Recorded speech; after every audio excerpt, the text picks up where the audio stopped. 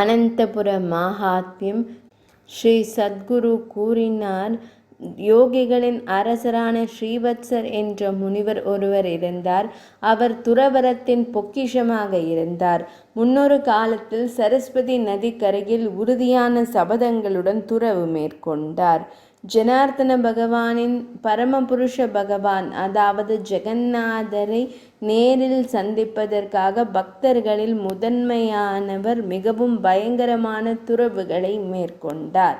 சில சமயம் இலைகளை உட்கொண்டார், சில சமயம் தண்ணீர் மட்டுமே உட்கொண்டார், சில சமயங்களில் காற்றை உண்பார், சில சமயங்களில் முழுவதுமாக நோன்பு நோற்றார். கோடையில் அவர் 5 நெருப்புகளுக்கு நடுவிலும் குளிர்காலத்தில் தண்ணீருக்கு நடுவிலும் இருந்து தவம் செய்வார். மகா முனிவர் ஆவணி மாதத்தில் துறவு மேற்கொண்டார். அவர் 12 எழுத்துக்கள் கொண்ட வித்யையை ஆயிரக்கணக்கான முறை உச்சரித்தார். 12 எழுத்துக்கள் கொண்ட மந்திரத்தை உச்சரித்த முனிவர் பரமபுருஷ பகவானை காண ஆசைப்பட்டு புரஸ்சாரியா செய்தார். ஒரு நாள் காலை பொழுதில் தான் எழுந்து சரஸ்வதி நதியில் புனித நீராடினார். நீராடிவிட்டு மாலை வேளையில் நாராயணரை நினைத்து தியானத்தில் பொழுதை கழித்தார். அவர் துளசி ரத்தின மாலையை அணிந்திருந்தார். யோகிகளின் அதிபதி உயர்த்தப்பட்ட புத்திரத்தை அணிந்திருந்தார். அவர் புனிதமான தாமரை மாலையை அணிந்து கொண்டு ஸ்ரீஹரியின் நாமங்களை உச்சரித்தார். முனிவர் மலர்கள், சந்தனம், பிரசாதம், தூபம், விளக்குகள் மற்றும் பிற பொருட்களை வழங்கினார். சடங்குகளை செய்த பின் அவரே மரபுப்படி வழிபாடு செய்தார். முனிவர் மிகுந்த நம்பிக்கையுடன் சால கிராமத்தை ஒரு மென்மையான இருக்கையில் அமர்த்தினார். வாக்குகளில் தூய்மையான அவர் இவ்வாறு 5 அமிர்தங்களால் அபிஷேகம் செய்தார். அதன் பின்னர் சந்தன பசை மற்றும் துளசி இலைகளை வைத்துக் கொள்ளுங்கள். பக்தியுடன் கோவிந்தரை வணங்கி அவருக்கு பிரசாதம் வழங்கினார். பின்னர் அவர் பிரார்த்தனை செய்தார் மற்றும் அவரது விழிகள் விழிநீர் நிறைந்து சிந்தின.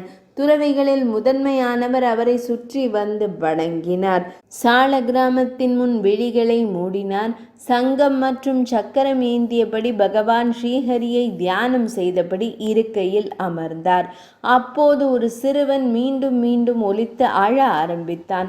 அன்புடன் அவன் முன் வந்து மரியாதையுடன் அவர் மடியில் ஏறினான். இது தன் தவத்திற்கு தடையாக இருப்பதாக எண்ணி குழந்தையை கையால் அடக்கினார். தங்க கொலுசுகள் முழங்க குழந்தை உடனே மறைந்தது. மகா முனிவர் கண்களை திறந்து உடனே பார்த்தார். குழந்தை வடிவில் ஸ்ரீ கிருஷ்ணரால் வஞ்சிக்கப்பட்ட அவர் மிகவும் துயரமடைந்தார். பெரிய யோகி புலம்பினார். அவரது விழிகள் விழி நீரால் நிறைந்தன. அவரது கைகளின் தாமரை விரிந்து அவரது குரல் தொடர்ந்து பரிதாபமாக இருந்தது. ஸ்ரீவத்ச முனிவர் கூறினார், நான் எவ்வளவு துரதிருஷ்டசாலி! நான் ஸ்ரீ மகாவிஷ்ணுவால் ஏமாற்றப்பட்டேன். என் மடியில் இருக்கும் ஸ்ரீகிருஷ்ணரை அறியாத நான் ஏமாந்து விட்டேன். நீண்ட நேரம் காத்திருந்த பிறகு கடுமையான துறவரம் செய்தார் முனிவர். ஸ்ரீகிருஷ்ணர் தன் கருணையால் வந்திருக்கிறார் என்று தெரியாமல் குழம்பிவிட்டேன். ஸ்ரீ விஷ்ணுமூர்த்தியை பார்ப்பது விலை மதிப்பற்றது. எனது துறவு சக்தி அற்பமானது. இல்லையென்றால் கருணையுள்ள கேசவனால் எப்படி நான் ஏமாற்றப்பட்டிருப்பேன்? உங்கள் கருணைக்காக மட்டுமே நான் ஜெபிக்கிறேன். அதனால் நான் ஒன்றுமில்லை. தன்னிடம் அடைக்கலமாக இருப்பவர்களிடம் அன்பாக இருப்பவர் அவர்களின் ஆசைகளை உடனே நிறைவேற்றட்டும். தேவர்களின் பகவானே, சங்கம், சக்கரம், கதாயுதம் ஆகியவற்றை பிடித்திருக்கும் தமக்கு எமது வணக்கங்களை சமர்ப்பிக்கிறேன். தாமோதரவிந்தாக்ஷா, கோவிந்தா, மதுசூதனா, தலைவரே, எனக்கு யோக பலமும் இல்லை, துறவு பலமும் இல்லை.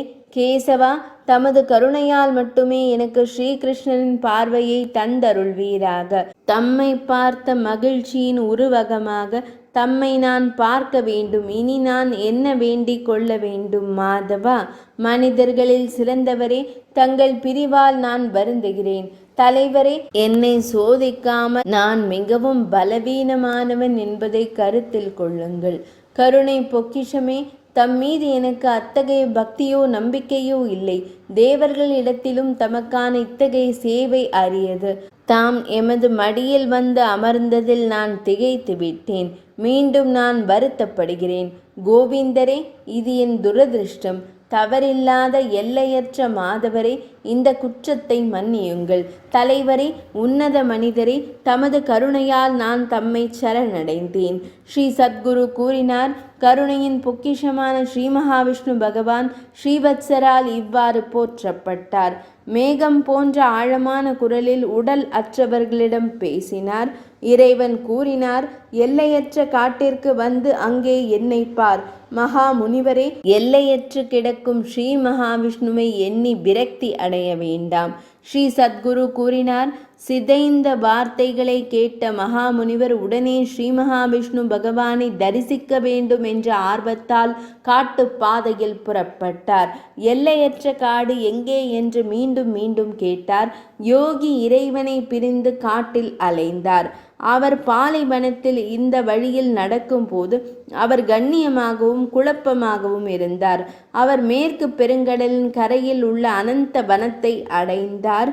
1000 ரத்தினங்களால் பிரகாசித்த முகமும் தாமரை இதழ்களை போன்ற விழிகளும் கொண்ட பாம்புகளின் அதிபதியான ஸ்ரீ மகாவிஷ்ணு இருக்கிறார்.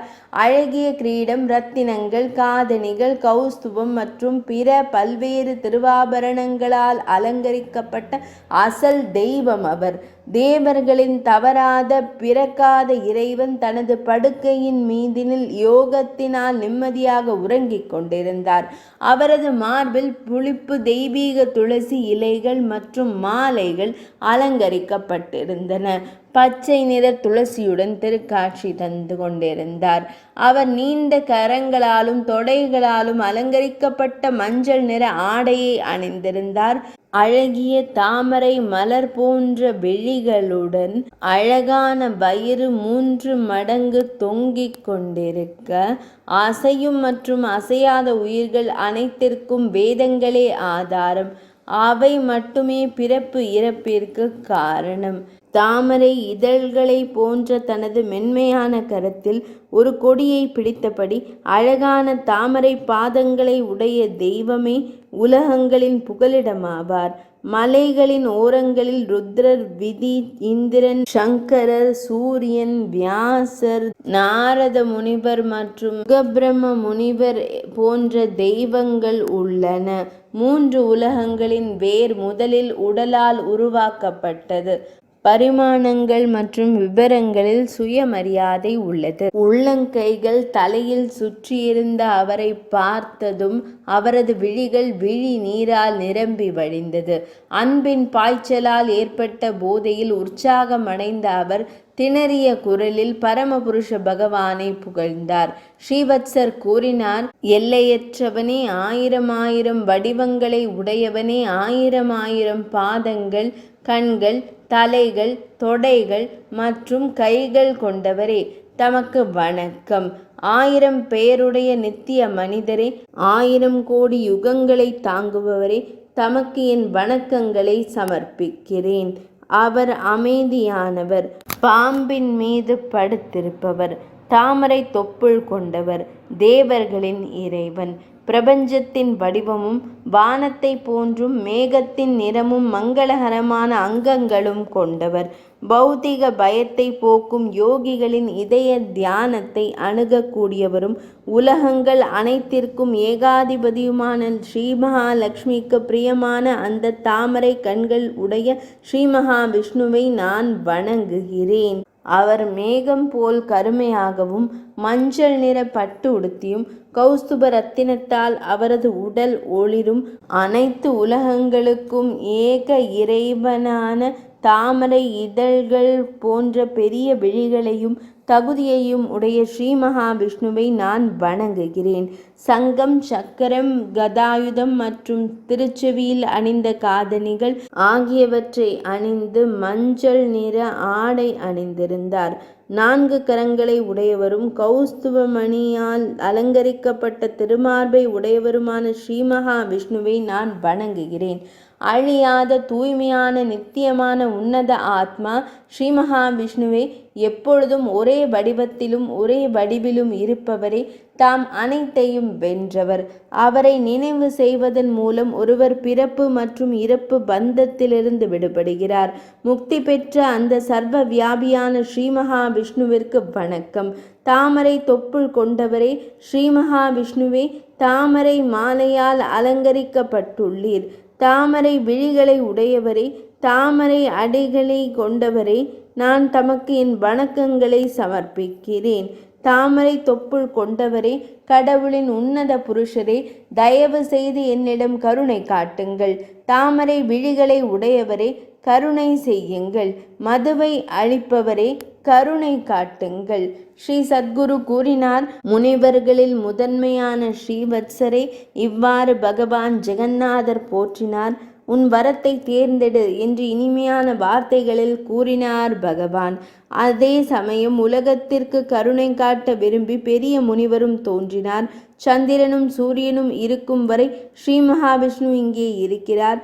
தலைவரே, முடிவெளியின் படுக்கையில் உள்ள உலகங்களின் பார்வையை எனக்கு வழங்குவீராக. இவ்வாறு இறைவனிடம் வேண்டினார். இறைவன் மறுத்துவிட்டார். இன்றும் அனந்தபுரத்தின் அற்புதமான களத்தை காணலாம். அனந்தபுரத்தின் பெருமைகளை கேட்பவர்கள் ஐஸ்வர்யமானவர்கள். எல்லா பாவங்களும் அவர்களால் மட்டுமே அழிக்கப்படுகின்றன என்பதில் சந்தேகமே இல்லை. பகவானான ஸ்ரீ அனந்த பத்மநாப சுவாமி அனைத்து பக்தர்களையும் காத்தருள்வார். அனந்தபுர மகாத்மியம் இனிதே நிறைவடைந்தது.